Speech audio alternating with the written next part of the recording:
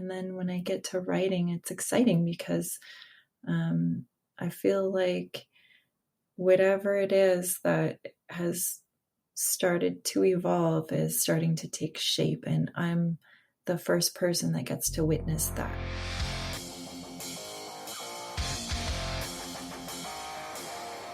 Hey CNFers, it's CNF Pod, the creative nonfiction podcast, a show where I speak to badass people about the art and craft of telling true stories. I'm Brendan O'Mara. How's it going? Today's guest is Siku Allooloo, and she puts the multi in multi-hyphenate. Dig it, alright? Here's a little ditty from her website. She is an interdisciplinary artist, writer, and filmmaker from Denendeh, Northwest Territories, Canada, by way of Haiti and Metametallic Nunavut. An artistic innovator, Siku often reimagines conventional forms as imbued by her cultural traditions, oral history, and land-based practice. Her artwork has been exhibited nationally in several groundbreaking Indigenous art exhibitions. Her poetry and other writing have been published nationally and internationally. The Guardian, Canadian Art Magazine, Truth Out, the Capilano Review. Her first short film, Spirit Emulsion, from 2022, won Best Canadian Short Film at Gimli International Film Festival. She is currently leading the development of her first feature-length documentary project, Indigena, as the writer, director, and co-producer with Jessica Hallenbeck of Lantern Films. She's also a co-creator of the Woven In Indigenous Women's Activism and Media exhibition at the Art Gallery of Greater Victoria, on display until May 7th of this year, 2023. Yeah, I know, right? A ways back, I saw CNF Pod alum Christina Gaddy post on Instagram this collection of essays, Shapes of Native Nonfiction, published by the University of Washington Press and edited by Alyssa Washuta and Teresa Warburton. This is, to me, the utility of social media. This is how a lot of books get on my radar. Some books. I get a lot of publicist requests and pitches of that nature. But it piqued my interest because wouldn't it be nice to highlight some Native voices on the show? So I requested the book. It sat on my shelf for at least 2 years, and most books do because I'm a monster, and I was like, shoot, I'm going to flip to a random page, and that person will be the first person from this book that I will read, and I will interview them. And that was Siku's incredible piece, Caribou People, about colonial trauma and ancestral lineage. I loved it. And then I read another essay by her, which won the Briar Patch Award for Creative Nonfiction in 2016. And I was equally blown away. And as luck would have it, both pieces kind of rhyme. So we dig into those, land-based education and finding ways to, quote, sew it up. That phrase will mean something as this conversation unfolds, man. And if you're not already subscribed, I hope you'll hit that button wherever you listen to podcasts. Consider leaving a review over at Apple Podcasts to help the wayward CNFer say, oh, I'll give that show a chance. Got a new one? I'd like to read from Tess Enterline. Always a great listen. I can always count on Brendan to make the CNF podcast interesting, informative, and entertaining. He asks terrific questions and keeps things real. As a writer myself, I'm constantly learning more about the craft from his guests. Thank you, Brendan. And thank you, Tess. Tess is also a member at the Patreon page, and I'd encourage you to take a look over there. I'm experimenting with some new goodies. So if you'd like to throw a few bucks into the CNF pod tip jar, that'll help with the hosting of the show, which isn't cheap, the tech of the show, which of course isn't cheap, and if that interests you at all and you'd like to help out, we'd love to have a few bucks every month. Show is free, but it sure as hell ain't cheap. And be sure to head over to BrendanO'Mara.com to sign up for the monthly Rage Against the Algorithm newsletter. First of the month, no spam. As far as I can tell, can't beat it. So at long last, here's my conversation with the brilliant Siku Allooloo. Huh.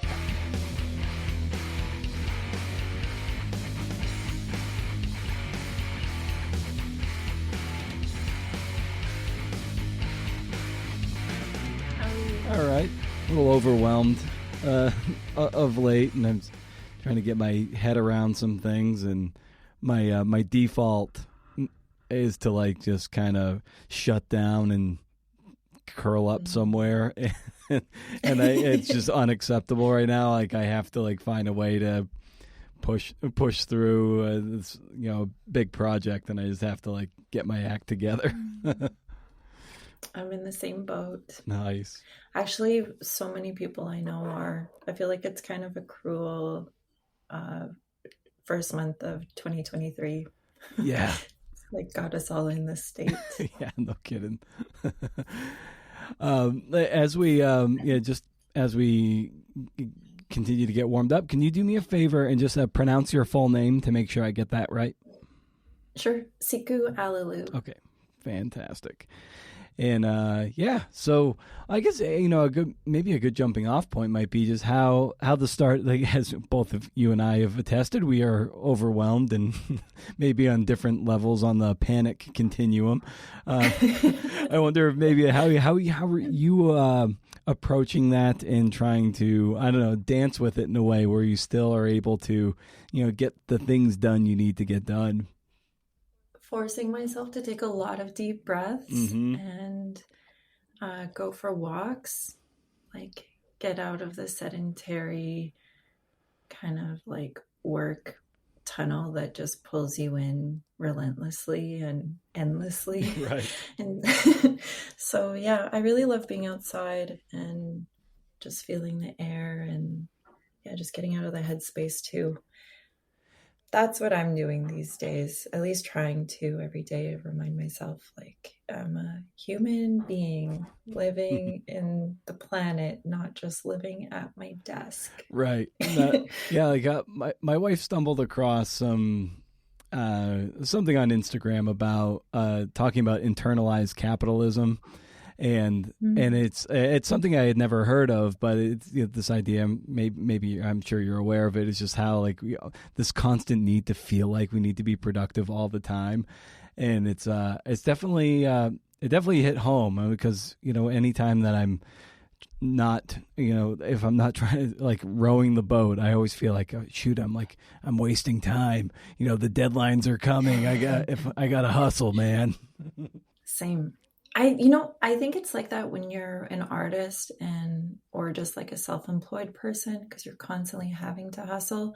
I don't think it's like that if you have like a regular government job where you get to shut off at 5 p.m.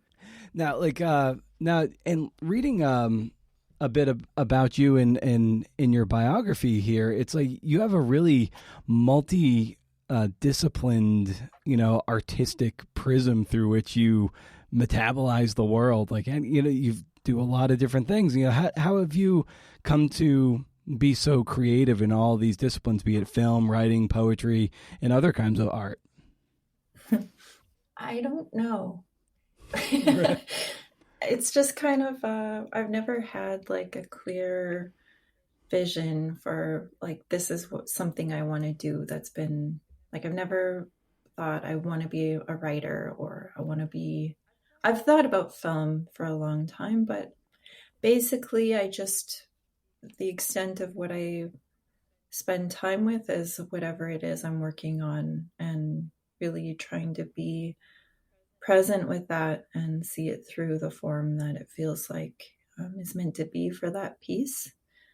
I think now I'm starting to see everything come together from the things I've done in the past, which is like land-based education, running cultural programs up north, out in the bush with elders and young people, trying to foster just safe and wonderful places for cultural inheritance to get passed between generations, in place on the land the way that it always was meant to before colonial interruption.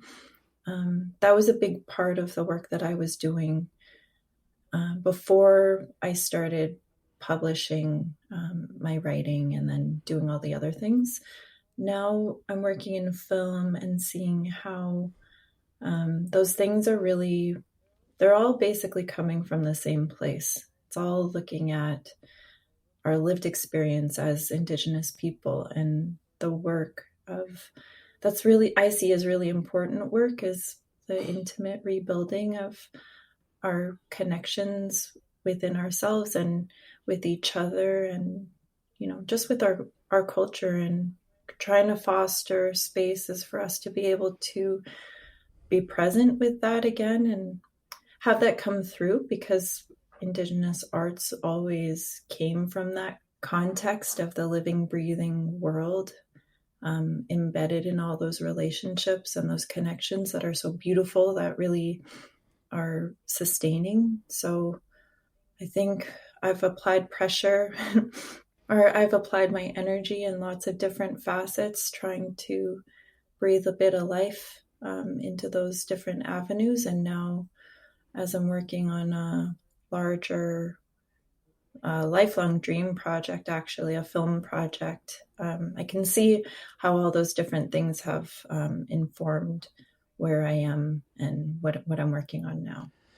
For those who might not be fluent in it, when you're talking about land-based education, what exactly does that mean?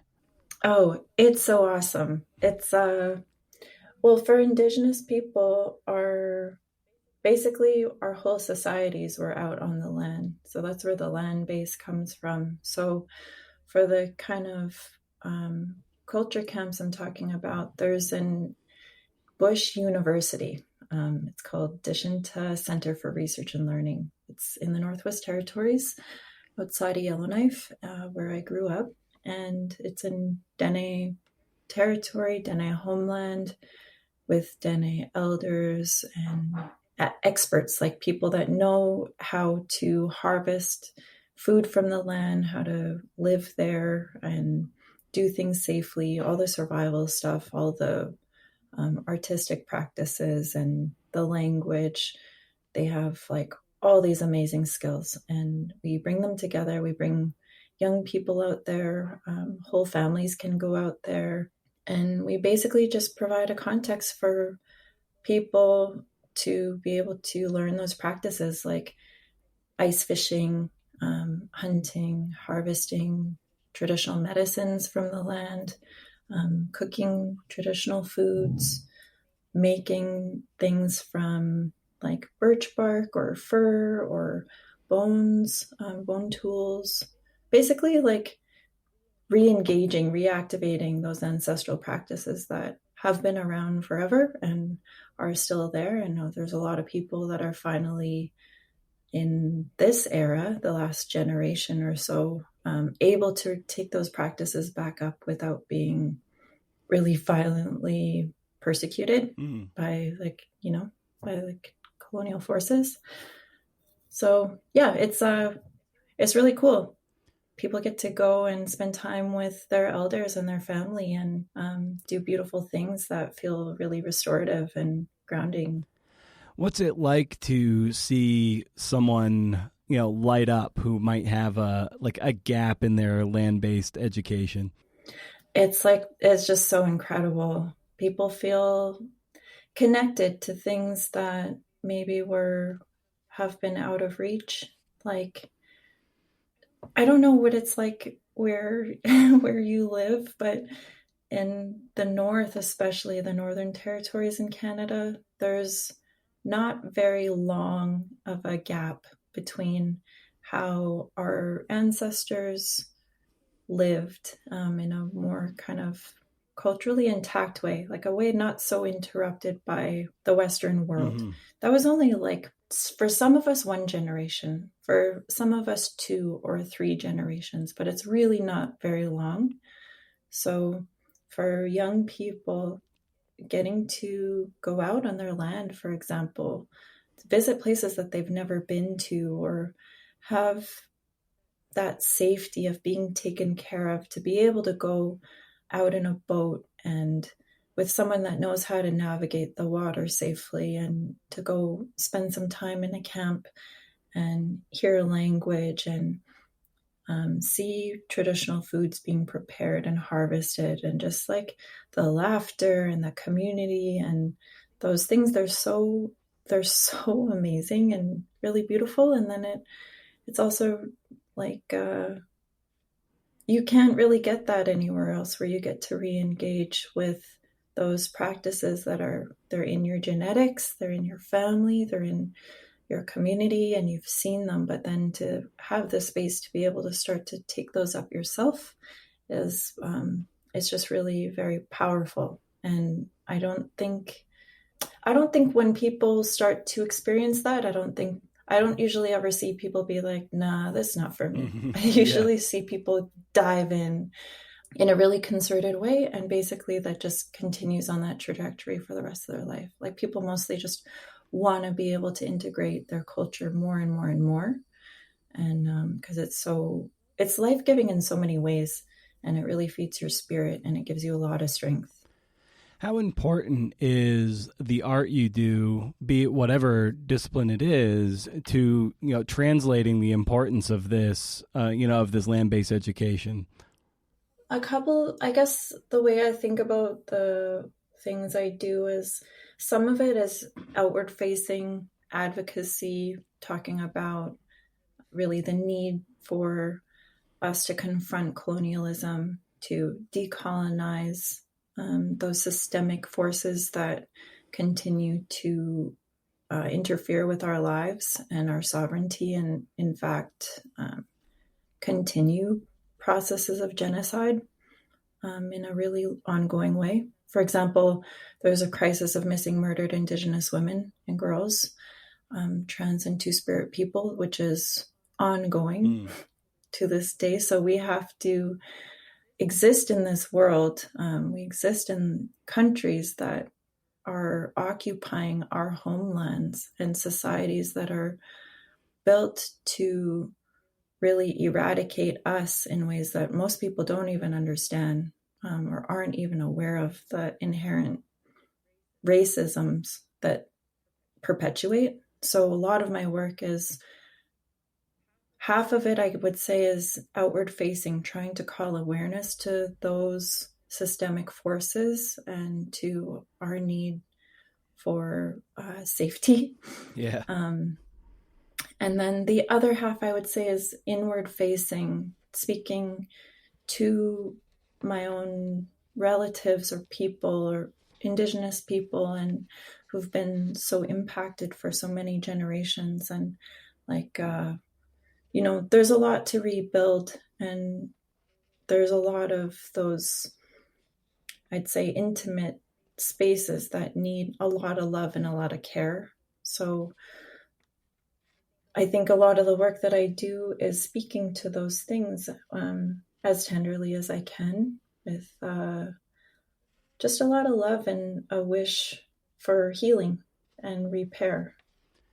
Yeah, I get the sense that everything that we've just been talking to briefly here, it really comes through in the Caribou People essay that appeared in my copy of Shapes of Native Nonfiction, and collected essays. And I really love this piece, and I wanted to get a sense of how important essays of this nature, or just essays in general, of how important like openings are. Because I really liked your first paragraph to this. It just seemed like it was really ethereal, but it was also kind of touching upon some very like open themes, like you say, about the trauma of colonial trauma, and it just just everything that is thrust upon Indigenous people up in the Northwest Territories where you grew up. So I was wondering, maybe you could just speak to that, how important that was to kind of grip us right from the start.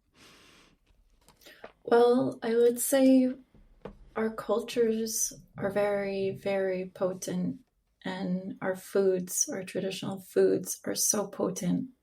Like, the opening story, it recounts a real experience of eating food from Nunavut, where my dad's from. And it's called Caribou People because we are Caribou people. Like a lot of Indigenous people across the North actually are also identify as Caribou people.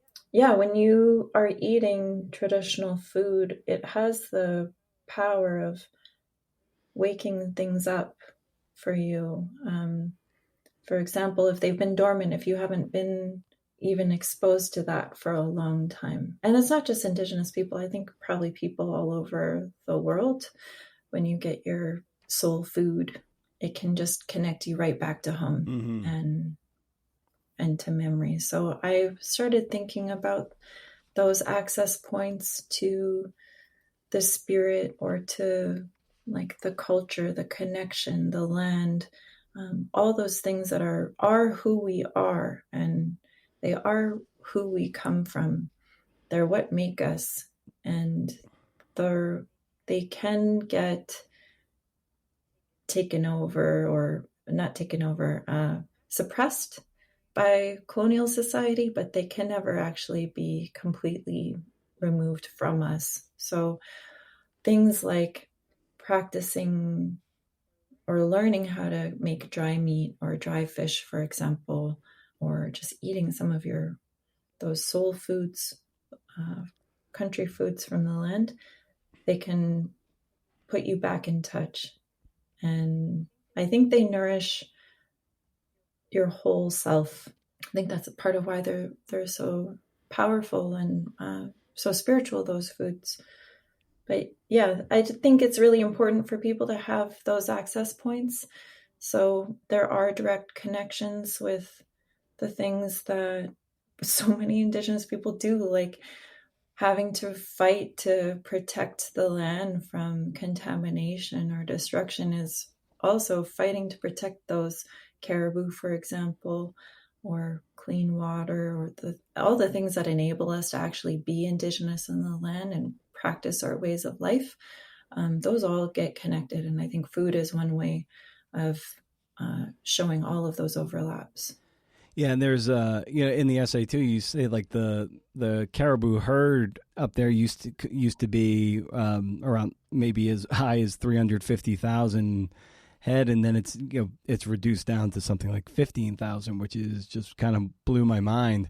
But I think also like symbolic in that is just because it's sort of like Western culture is sort of push that erasure on that species, and in a sense it's really reflective in like your culture and how that's been marginalized for the Western gain. So I really saw the mirror in that, in how you approached it. Good read. Yeah, you read that really well. It's I love too, like where you were talking about too, how these food of that nature really can just tap into your soul. And it's like your cousin too said, it's just like what our people have eaten for thousands of years, it's so deep in our DNA that it just took us back, and you guys were just kind of like stewing in that, and it was just kind of a wonderful moment of how like powerful those things are, and how deep and how far back they go. Yeah, that's what's natural. I think it's like that's natural to us. I think more like eating chicken, for example, is really not natural for us. There's no chickens from where, they come from very far away, and living in a way that, the Western world wants to homogenize everything. And the center locus of that is it's very culturally specific in a way, even though it's like very generic or homogenized. But what's become central in the Western world really doesn't come from our world, and I like to normalize what is central to our people and our world is, and the rest can get marginalized, but let's remember our own center.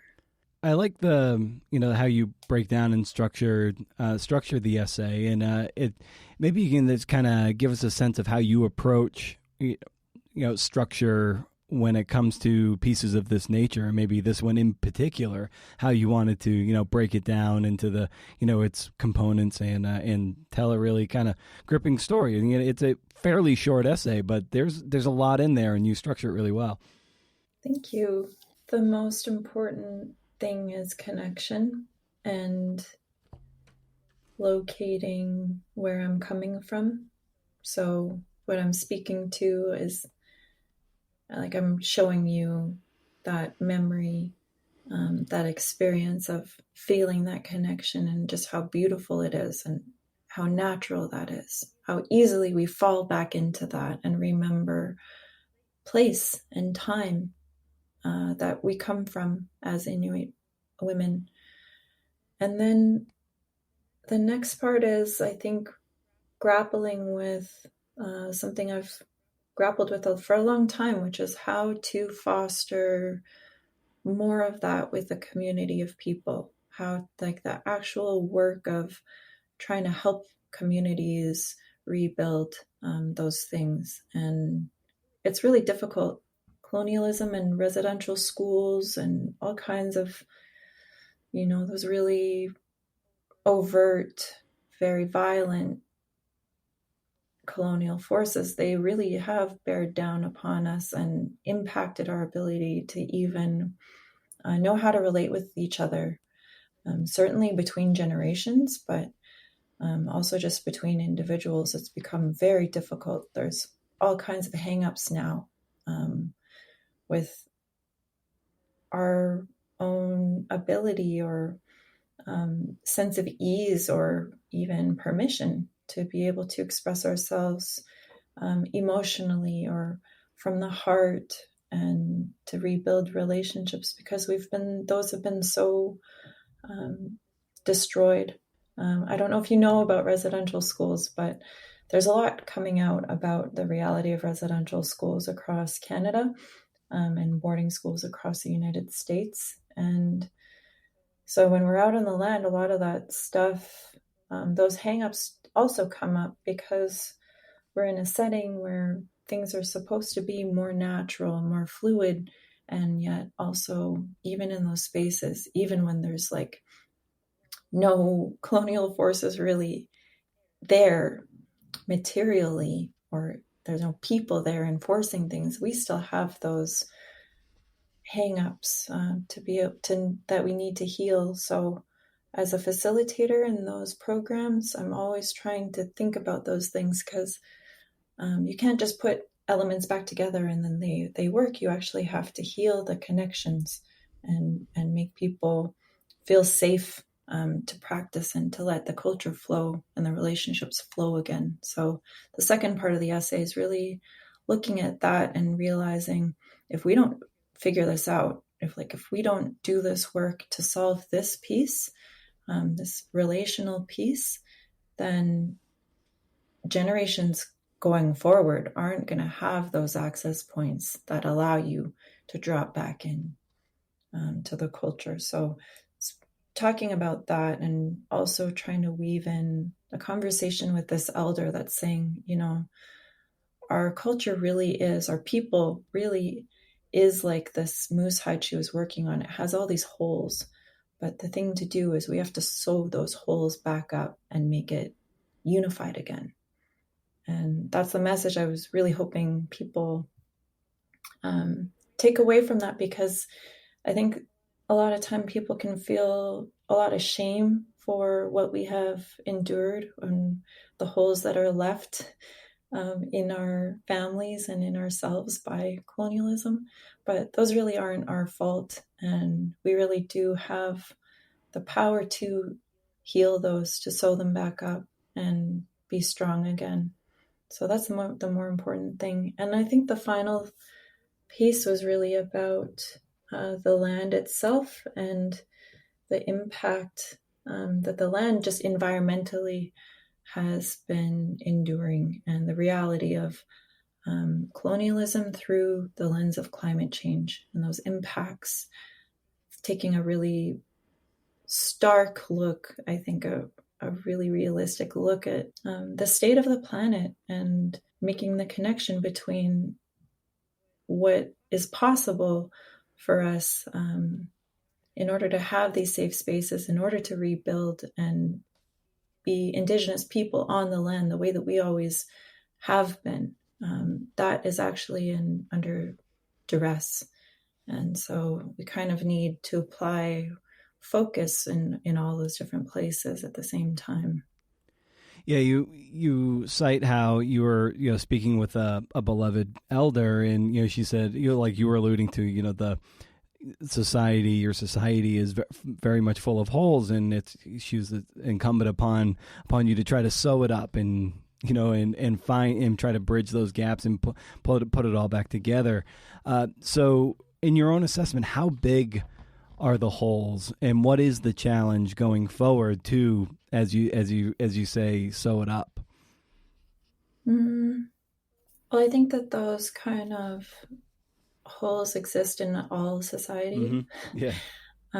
Like the state of the world is bigger than just the piece that any indigenous nation, exists in or holds. Like the whole entire planet is under extreme duress right now, and also our society and late stage capitalism, I think, is really reeling from what the Western world has done to us or what we've done to ourselves. So a lot of people are trying to contend with this all over the world.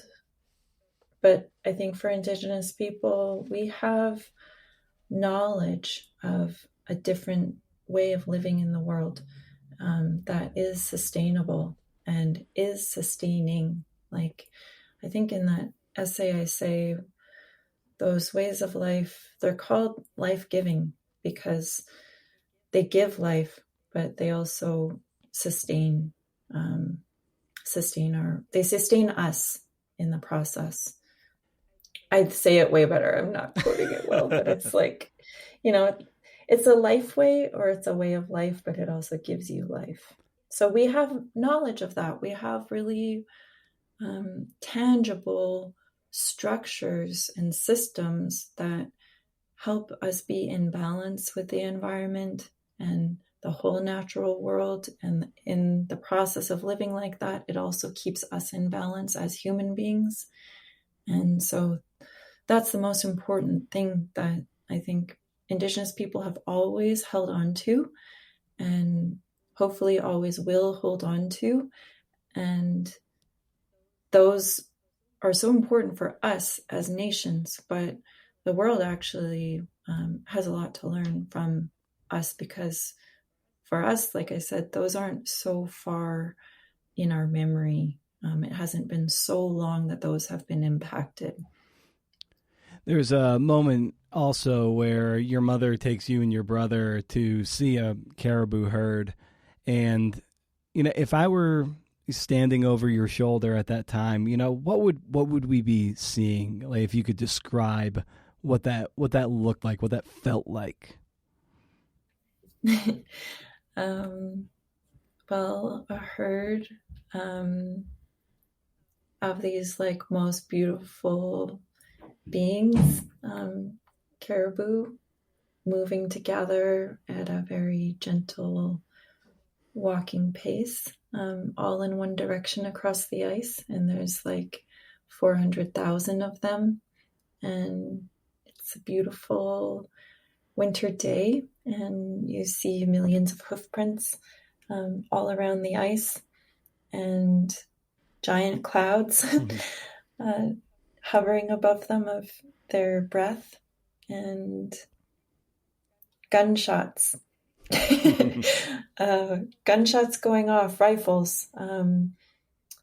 And that's happening, and people are so happy. There's like a buoyant, beautiful feeling of happiness and gratitude and just joy. People being able to experience this most beautiful day of so much life and abundance. Yeah, it's just really a gift. Yeah, and around that time too, you write that I think you were 6 years old, where your father and your parents split up and your father left, and that left it was something of a world breaking event for you and your family. And I think you write too that despite all the hard truths that can be said about that man and the shatteredness of each of us, I will always cherish this. Though he may not have been able to fulfill his role in most ways, he always provided us with meat. He loved us in the best way he knew how. In that paragraph, I get a sense that there probably was a great deal of resentment at one point, but I sense forgiveness. I don't know. Maybe you can speak to maybe both both those poles Mm-hmm. of maybe the resentment you felt and the forgiveness you matured into. Mm. Yeah.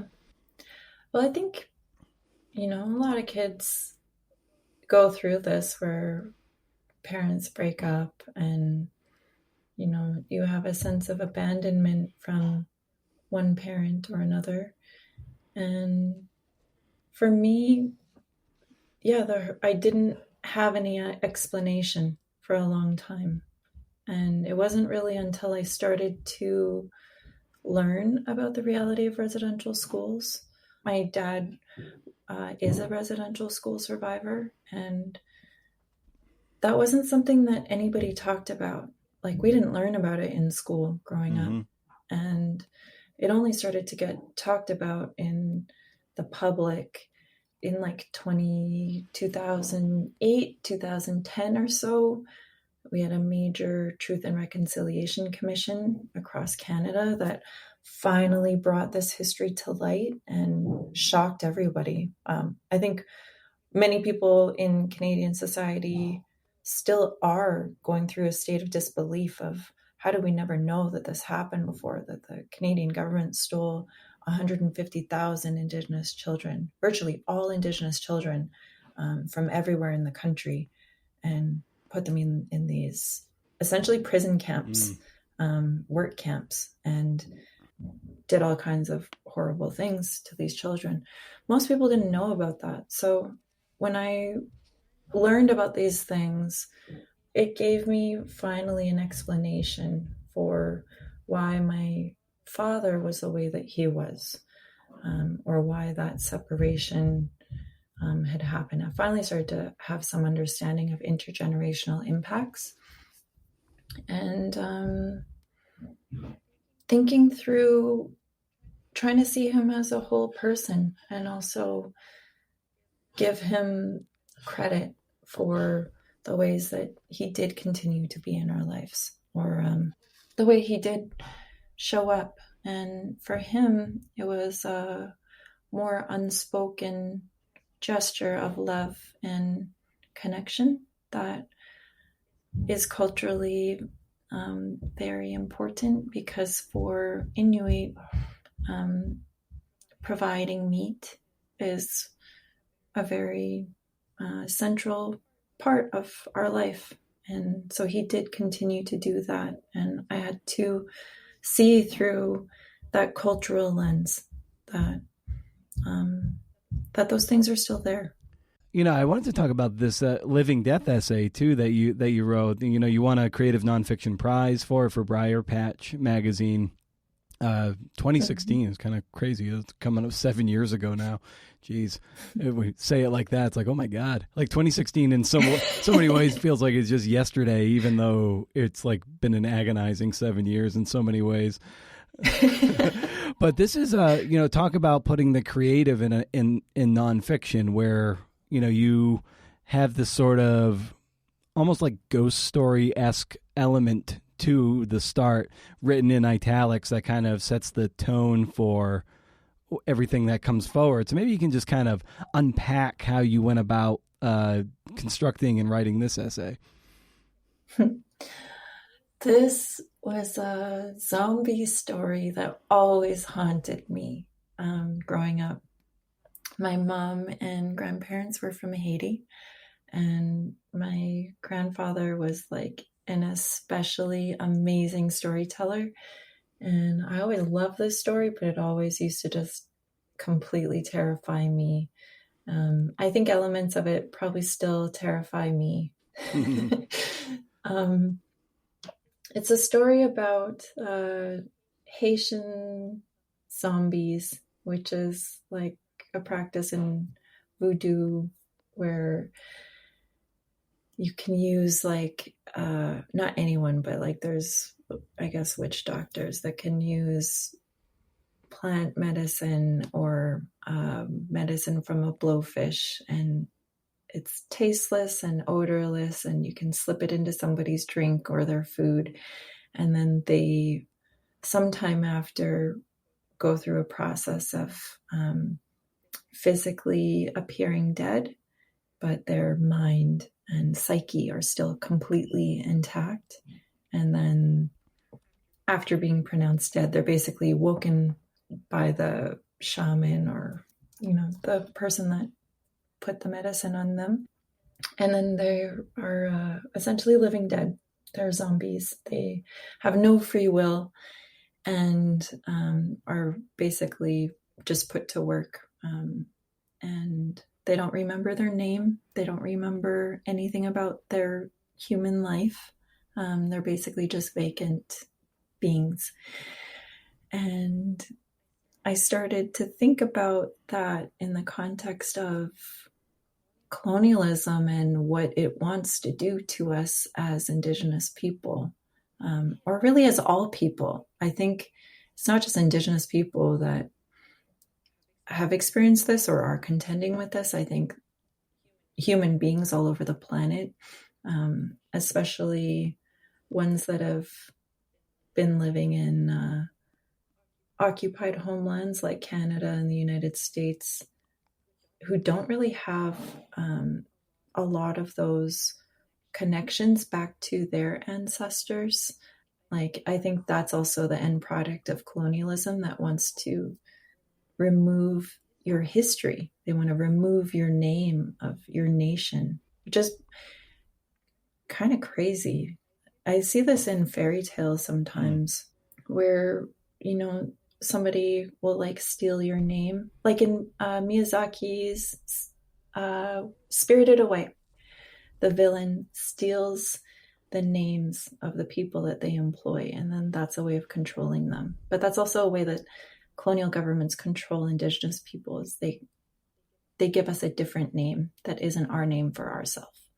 And for Indigenous people, our name for ourselves almost always means human being. And so we're given these like appropriated names, and the culture wants to turn us into something that we weren't before, basically a workforce that has no memory of our connections and no power, no free will. And we're basically just sadistically put to work for things that are not of us. So I was thinking about colonialism through, or just that whole experience through the lens of this story.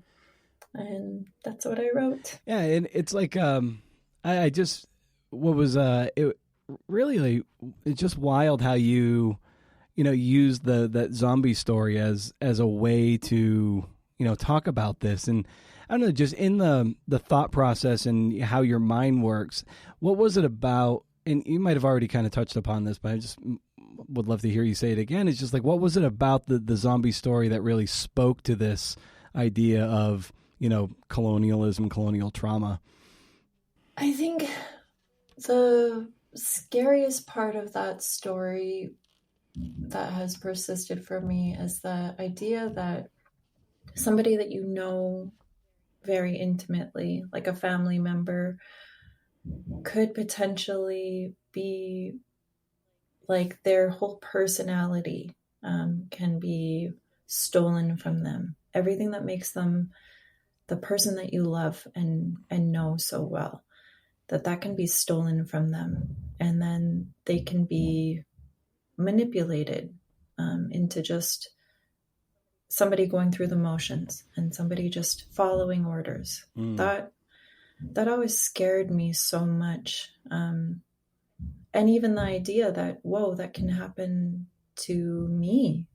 I think colonial violence can do that to people, where when you go through post-traumatic stress disorder, you kind of go through a process of like losing yourself and being fearful. And I think that's another facet that we experience. When I was studying colonialism and learning, okay, what is it trying to achieve? What is it always trying to do? It is trying to strip Indigenous people of who we are and break our connections to our world, our worldviews, our ways of life, our connections to the land, our stories, our histories, all those things that are our cultural personality, and our free will. It's always trying to eventually steal our free will and put us to work in their service.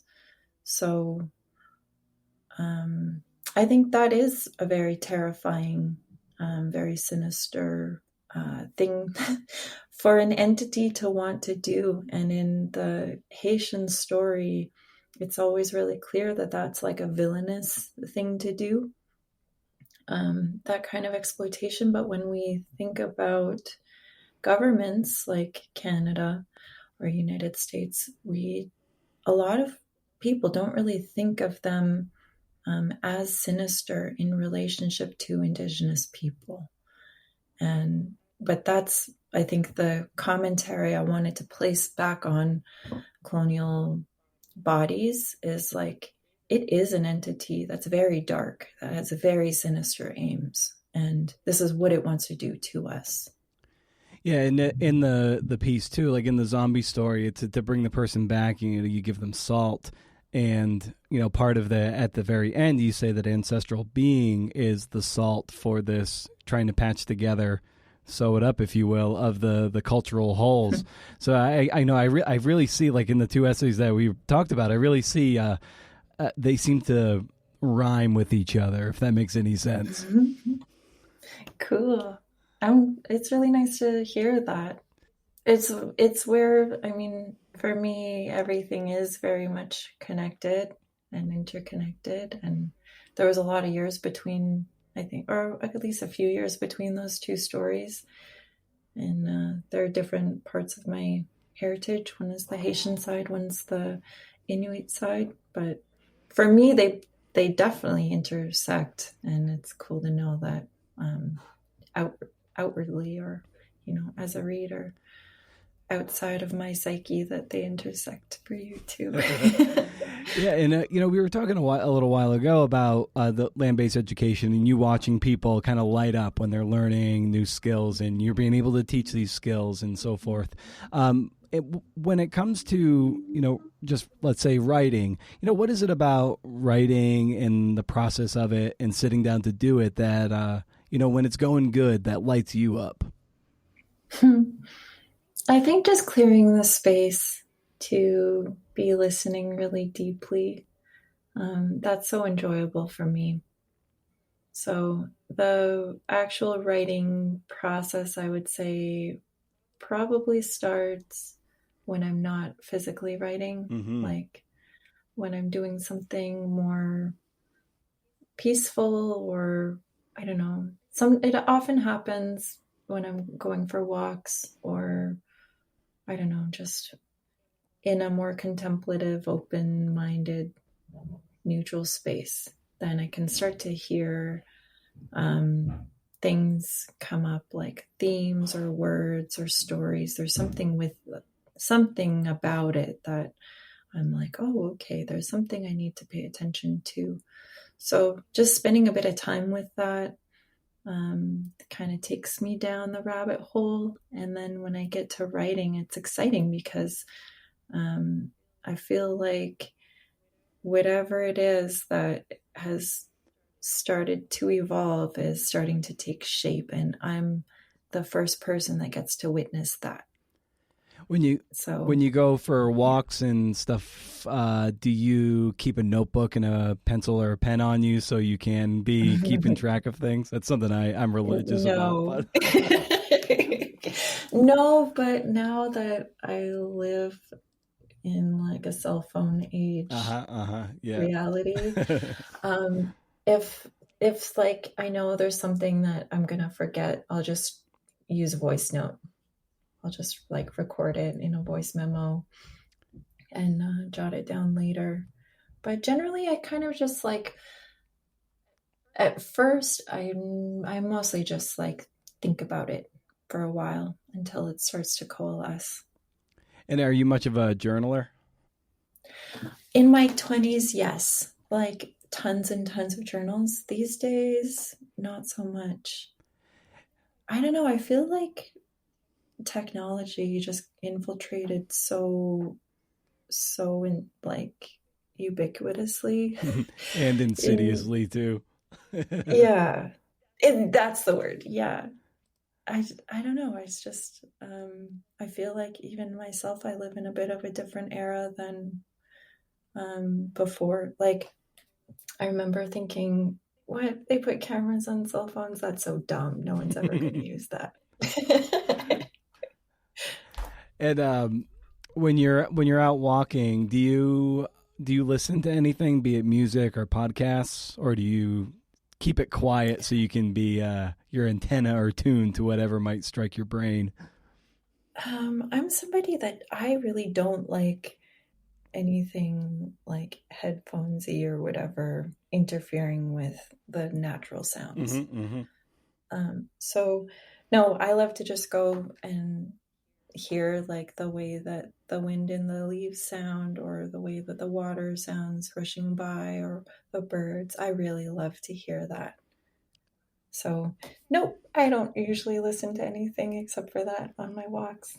Very nice. Well, I want to ask you, just one more thing as we kind of bring this conversation down for a landing, and it's something I always like getting a. Actually, no, I'm sorry. There's two things I want. I actually would like you to just talk a little bit about this your feature length documentary that you're working on. I imagine that in the start of our conversation is that you were referring to something that was something of a lifelong dream, and I have to think that this is it. Yes, it is. It's actually kind of jumping off from the short story Living Death, not focusing on the zombie piece, but really focusing on that history of my Taino ancestors, being the first Indigenous people to encounter that collision with European imperial forces, and shortly after being told that we don't exist anymore. And in fact, fast forward to present day, over 500 years later, are we're still continuing on in the longest standing Indigenous resistance movement in history.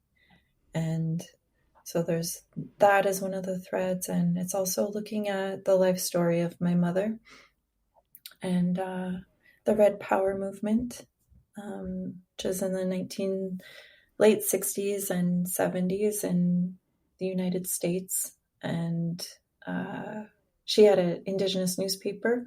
It was a really groundbreaking force at that time and very much part of the American Indian movement. So it's looking at Indigenous resistance and this political burgeoning time that basically was so formative for so many Indigenous political bodies today and people today. Movements, our resurgence movement presently comes from there, in a long tradition. So I'm probably not speaking about this so well, but it's a film I've wanted to do for so long, that's looking at my mom's life story, and especially the contribution of Indigenous women in the movement, which has been so erased and so many things have gotten erased in colonial history, but one of them is the reality that Taino people still exist, and the other one is that Indigenous women had a lot to do with the resurgence movement and political movements of so many of our nations. So wanted to tie all those together. You're sewing it up. I'm sewing. Yep. Very nice. It's a lot of work. Yeah. Well, that's awesome. I hope when it comes out that that you send it my way, because I'd love to watch it and be able to talk to you again, on the show about it, because I think that'd be a lot of fun to unpack that.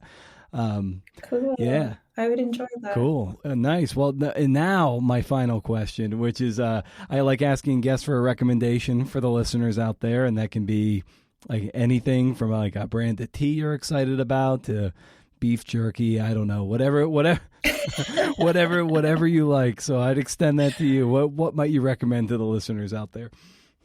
Well, this is an obscure recommendation because I don't know if anyone's going to really be able to access this outside of Canada. But That's all right. We've got some there's a listeners in Canada, I think, so. okay, cool. There's this tea that I really love called it's by Hornby Island Tea Company, which is one of the islands here in the coast of BC where I live, and they make a hibiscus mint medley, and it's so delicious. I like to drink it as an iced tea, Ooh. and it's really refreshing, and there's no caffeine, and it's just beautiful all around. Fantastic. Well, this was wonderful to get to talk to you about your work and how you go about writing these particular essays that we spotlighted, and any number of things that we could talk about in the future, especially when this documentary comes out. I think we've got a lot of threads we can still pull on. So I just want to thank you so much for carving out the time, Siku, to come on the show and talk a little shop. Thanks so much. Yeah, thank you. This was a real pleasure. I enjoyed it. Okay, thanks for listening, CNFers. Thanks to Siku. I look forward to speaking with her more. There's multitudes there, man. If you like this conversation as much as I did, consider sharing it, tagging me in the show at CNF Pod on Twitter, and Creative Nonfiction Podcast on Instagram. In any case, consider heading to patreon.com/CNF Pod to throw a few bucks into the tip jar. The show is free, but it sure as hell ain't cheap. You can always rage against the algorithm with my Up to 11 monthly newsletter by heading to BrendanOmera.com. Hit the book research. The book research onslaught is on. Finding newer, richer sources is on. It's overwhelming, at times invigorating, but mostly terrifying. A good pal of mine has been such a great help, and she helped craft an email to a delicate source for the book I'm working on about Steve Prefontaine. And this email had to be perfect. And I sent it to her to read it. And I sent her a draft, and she massaged it a bit, far better than I ever could, making sure I was selling myself a bit better and making sure I made it clear that I had done quite a bit of legwork already, and that the narrative around Pre had been skewed somewhat, and how I aim to set the record straight and have a more three-dimensional portrait, and how readers and fans will greatly benefit from this person's insights. So this book will be all the more richer and detailed. I sat on this email for days. I was really afraid to send it because, as long as it was sitting in my inbox, in my drafts, it couldn't be turned away. I couldn't get yelled at and chastised and told to fuck off, which has been known to happen. Basically, it ends by saying, let's have if anything, an off-the-record conversation. I'll drive up to where you are. We'll meet for coffee. We'll meet for lunch. You can size me up. And if you'd still rather not participate after seeing me face-to-face and seeing how earnest I am about it and how carefully I would handle the subject and the subject matter, if you'd rather not participate, I'll respect that, and I'll never bother you again. Eventually, I worked up the courage yesterday, and I hit send, and he wrote back right away, confused by the phone number I provided, which is, it's a North Carolina number. I live in Oregon, so there's a disconnect there. So I often come across as what the hell is that? Are you spam? Are you a debt collector? Happens all the time. Not the debt collector part, but, just who are you? He wrote back. He was like, thanks. And that was it. He acknowledged the email. It got to him. He knows what I'm up to. Now the ball's in his court. That's all you can do, right? And with any reporting and research, you have to go to the edges and go out on that ledge. You might not get the perfect, person or the perfect interview. But by getting out there and knocking on doors, you give serendipity a chance. You know, Lindsay Bourgon, the author of Tree Thieves, she said something to that effect. The accretion of these details is like the road rising up to meet your feet. And the only way you give yourself a chance is through the willingness to lose. Like, you know, the old adage, you miss 100% of the shots you don't take.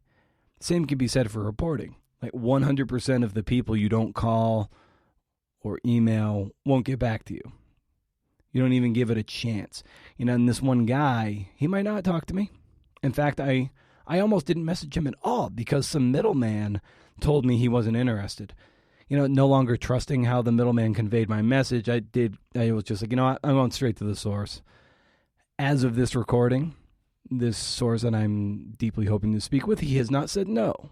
He might say no today. He might say no as soon as I stop record on this, and I'm not going to retract this. Odds are he will say no, and I will honor that and move on. And who knows, maybe someone else who says yes, who speaks with me and likes me, might speak to him, and he might come around. Be like, okay, maybe I don't have as much to worry about this. He seems like a stand-up guy. And I guess that's the rigor. And the worry for me is running out of time. I have 14 months.